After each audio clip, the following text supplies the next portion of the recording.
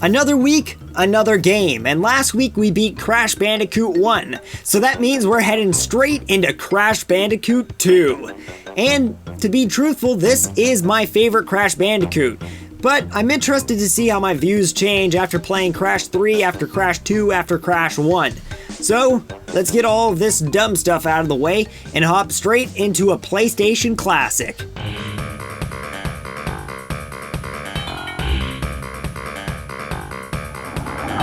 The production of Crash Bandicoot 2 began in October 1996, only a month after the release of the original game, but this time with an all-new engine designed called Ghoul 2, and with it being 3 times faster than the old engine, it allowed for 10 times the animation frames and twice the polygon count, making Crash and the environment look even better than before. Tawna was also replaced and never seen again since Sony Japan didn't like the idea of a super sexy Bandicoot. So instead we got super not hot and nerdy Coco to bug us through the whole game. But it's okay. According to the comics in a post on Naughty Dog's old website, Tawna actually just left Crash for Pinstripe. Wow, poor Crash. Now let's move on to the actual game, but I did want to point out one thing.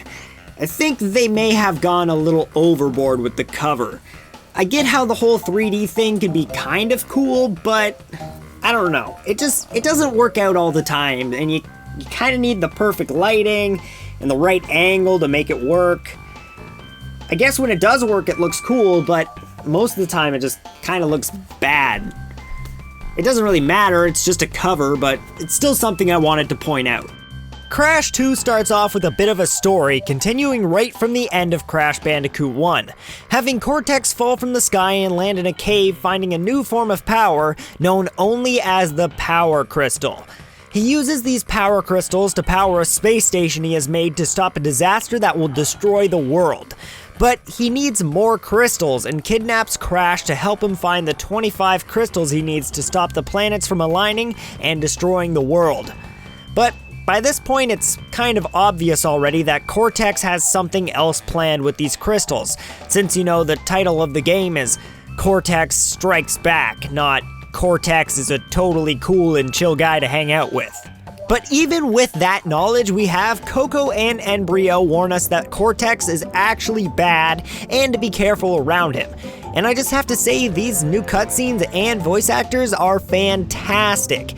Brio is kind of the only voice I'm not a huge fan of, but Clancy Brown did an amazing job on Cortex's voice, and it is for sure much better than the voice actor for the first game. But it still can't hold up to Lex Lang's work in Twin Sanity. We require 6 power crystals in order to make the leap, and we have 4. Let's see. That isn't enough! All is lost, unless... After we get through these first few cutscenes, we can now explore the new hub we have been given, and it's overall much better than the first game.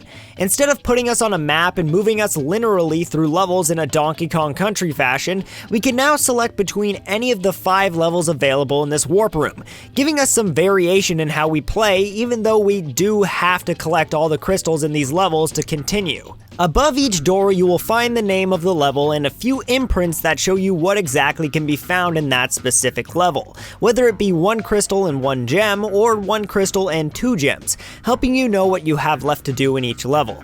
Most importantly, in each of these warp rooms is a save point that allows you to save your game whenever you want, making this a huge improvement over the system Crash 1 had. The last thing in these rooms is an elevator in the center that will bring you up to the next set of 5 rooms if you've collected all 5 crystals in that room, but not before facing off with a boss. And to be truthful, the bosses in this game are just as boring as they were in the first game. Besides Engine, the engine fight is actually pretty awesome. Inside each of these levels, you will find yourself a crystal on the beaten path that in most levels is almost impossible to miss. And if you're going for just a regular playthrough, you will find this game giving you a casual stroll through the park and then putting the controller down with satisfaction in just a few hours. But boy, if you want to 100% this game, you're going to be in for a treat. Getting 100% will require you to also collect all 42 gems hidden through each level, and some of these are stupidly hard. Each level will have a box gem, meaning you will have to break every box in that level to obtain said gem. But on specific levels, there are also death routes that require you to not die before getting to the platform to be able to use it. And on some levels, this makes box collecting a pain. The level that caused me the most pain and agony was trying to do the level Cold Hard Crash. Getting the 2 gems on this level requires you to reach the death platform without dying, and then traveling through the nitro-filled hell to get the death path gem, and then kill yourself to respawn back at the death portal, go back through the nitro hell again, and then backtrack to get all the boxes, and then head back to the death platform to continue the level like a regular human being to get the rest of the boxes needed for the box gem. It's stupidly hard to make, and it made me scream at my TV way more than I want to announce. And that isn't even the only level in the game that sucks like that. We also have Piston It Away that requires you to reach the death platform without dying, then pass it up to go all the way to the end of the level to get one lonely box, and then backtrack to the death platform to get the rest of the boxes in the death route. And also on Spaced Out, we have the multicolored gem path that requires you to have every gem to reach. This means that if you find this path by accident and go, sweet, a blue platform, and traverse through this hellhole of platforming and enemies to reach the end and don't have the purple gem or another colored gem, you can't get to the end. But even if you do have all the colored gems, good luck beating it because like I said before, this path has some of the most ridiculous platforming in the game. And if you die, you have to restart from the start of the level. Yes, eventually after dying enough times, a checkpoint box will appear next to the gem platform, but it still takes a good chunk of deaths before that happens. Also, like I said before, getting to this gem requires all 5 of the colored gems, and these guys are hidden pretty well and can be almost impossible to find without having a strategy guide or constantly replaying a level until you get lucky.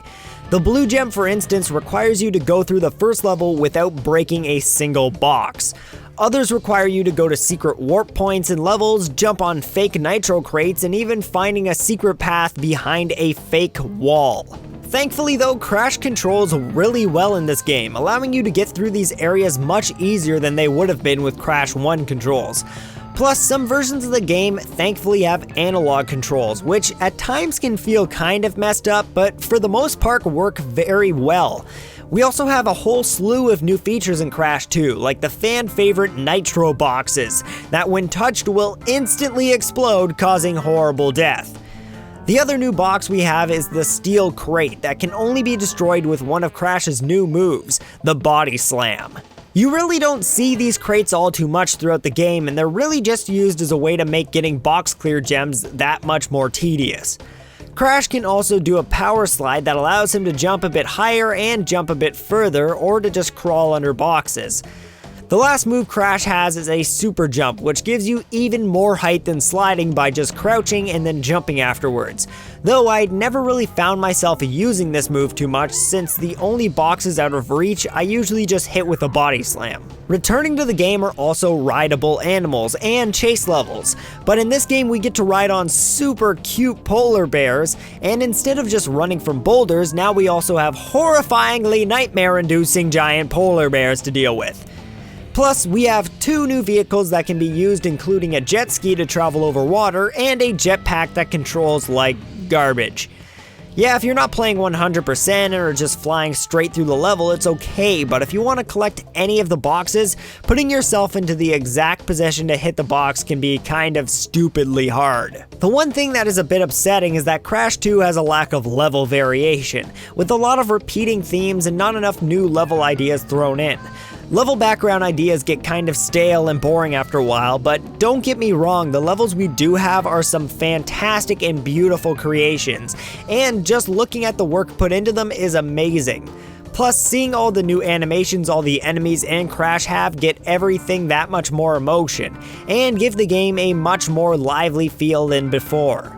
And just like the first game, Crash 2 has a beautiful and instantly recognizable soundtrack, even more so than the first game, with the Warp Room music being one of my favorite songs in the whole series, alongside some other great tracks like these.